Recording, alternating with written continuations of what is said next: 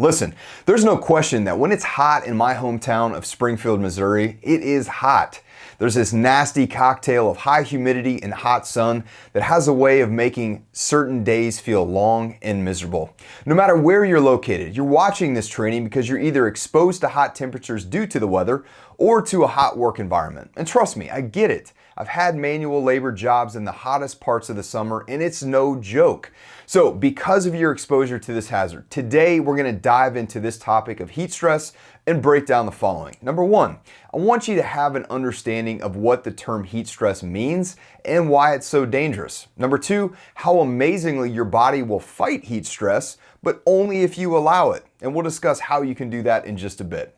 Number three, understanding the symptoms associated with the 4 stages of heat stress. And finally, number 4, some practical steps you can take to care for yourself and administer first aid in critical situations where heat stress has taken you or a teammate into the danger zone. So before we dive right into what heat stress is, we're going to discuss a few stats. Heat stress accounts for an average of 600 plus deaths per year. That's just in the US workforce alone. 600 people die every year from heat. And this does not account for the large number of heat stroke victims that survive this scary and often debilitating health issue.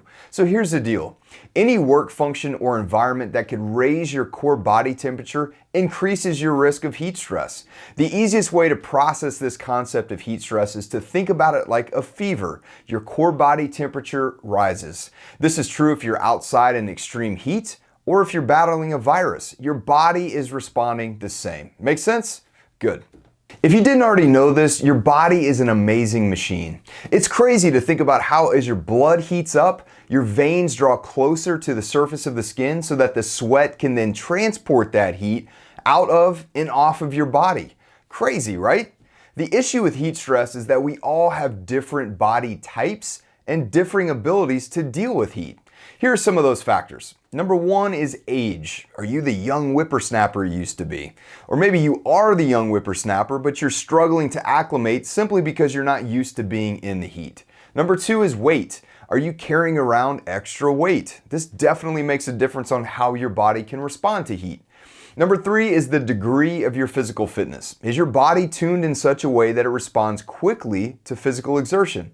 Number 4 is dehydration. Do you drink the recommended 1/3 to 1/2 of your body weight in water each day? If not, you may already struggle with dehydration without even realizing it.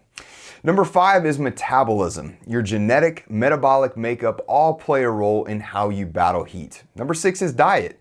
Are you consuming foods that replace the vast number of electrolytes you're losing every day? Number 7 is use of alcohol, caffeine, or medications. Are you drinking 3 Monster energy drinks every day? Did you consume any amount of alcohol the night before your morning shift? Guess what? You're already fighting an uphill battle in hydration if that's the case. Number 8 is a variety of medical conditions. Have you had heat exhaustion or heat stroke in the past? All of these many factors affect a person's sensitivity to heat. Now, I mentioned electrolytes a bit ago, and I want to come back to that. It's important you all understand what they are and how you can replace them. First off, electrolytes affect the amount of water in your body, the acidity of your blood or pH levels, your muscle function, and other very important bodily functions. Simply put, you lose electrolytes when you sweat. The only way to replace them is by drinking fluids or eating foods that contain electrolytes.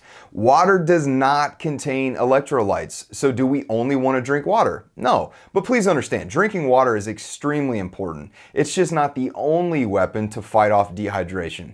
You want to diversify. The general rule for using products like Powerade or Gatorade is 3-to-1. 3 cups of water for 1 cup of Powerade or Gatorade. Now, the most common types of electrolytes are sodium, potassium, magnesium, calcium, phosphorus, and chloride. Look for those components in the foods you eat. Outside of sports drinks, there are also some really inexpensive electrolyte tabs on the market that you can take out to assist during hot days. Heat stress happens in a variety of ways, but there are 4 main symptoms. Number 1 is heat rash. Your skin will turn a red or pinkish color in certain spots that are usually covered by clothes.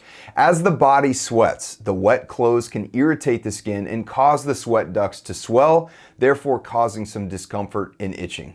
Number 2 is heat cramps. These occur when your body loses those key electrolytes we just talked about, causing an imbalance in your body. This typically happens when you're engaged in strenuous physical activity, and therefore some of your major muscle groups may start to experience cramping and spasms. Please note, this often happens during activity, but it can also happen hours after the activity is finished. This is one of those leading indicators that your body is starting to develop heat stress. Number 3, we have heat exhaustion. As your body's core temperature gets overheated, several symptoms may start to pop up. Please pay very close attention to these, as heat exhaustion is just one step away from heat stroke. I know it's a long list, but try your best to listen and maybe even think back to symptoms you've experienced before. They are as follows: cramping, fatigue, confusion, dark-colored urine, dizziness, fainting, headache, nausea, pale skin, and rapid heartbeat. Understand that you may only experience a few of these symptoms during heat exhaustion, so be mindful of the way you feel and which symptoms you're having. Look, if you're feeling any of these symptoms, your body is likely responding to an outside stressor and you need to pay attention to it. Okay, number 4 is heat stroke, the most life-threatening type of heat illness. If you experience any of the following conditions or notice a teammate experience any of these, please seek medical attention immediately and call 911. One of the first major signs of heat stroke would be a body temperature of over 105 degrees. The second most common sign would be fainting. If you see someone just falling out because of heat, that's not good. But let me add this. These two common symptoms don't need to exist together in order for heat stroke to occur. It may also present itself as a severe headache.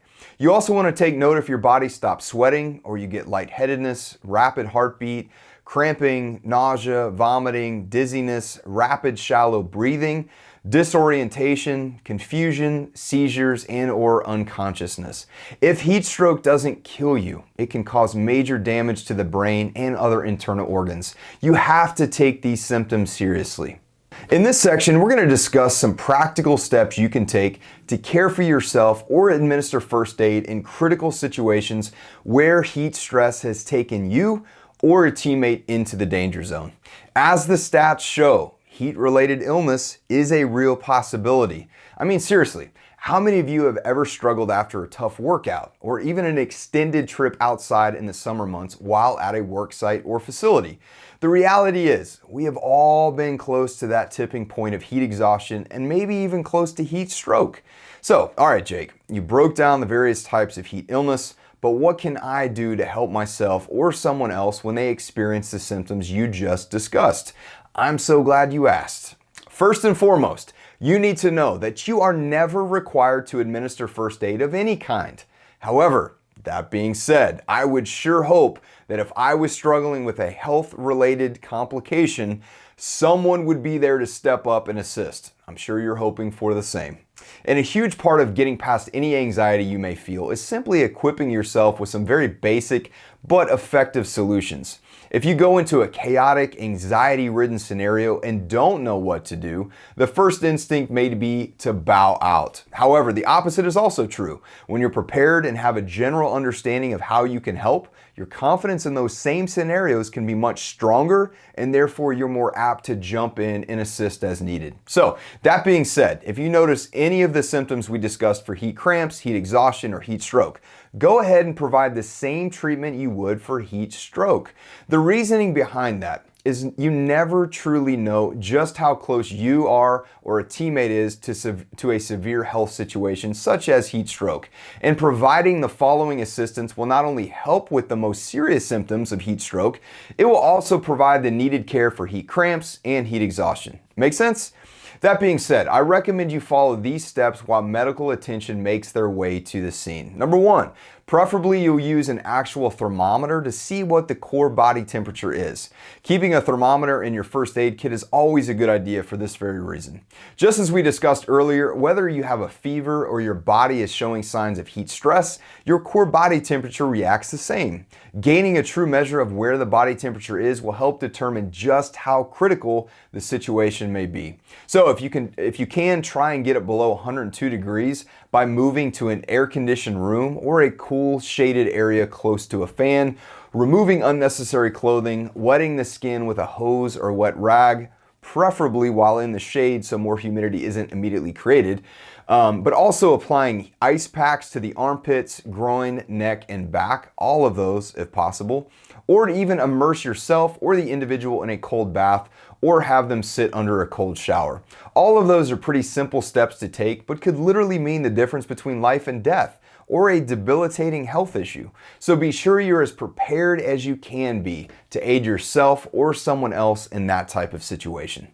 Now that we've gone through what the term heat stress means and why it's so dangerous, how amazingly our bodies will fight heat stress if we allow it, understanding the symptoms associated with the 4 stages of heat stress, and gaining some practical tips on first aid, it's a good time to run through some very practical tips on how your employer can keep you safe and how you can keep yourself safe. All right, so let's start with how your employer can keep you safe. Number 1, allow micro breaks, about 3 to 5 minutes long, where you can rest your body and rehydrate.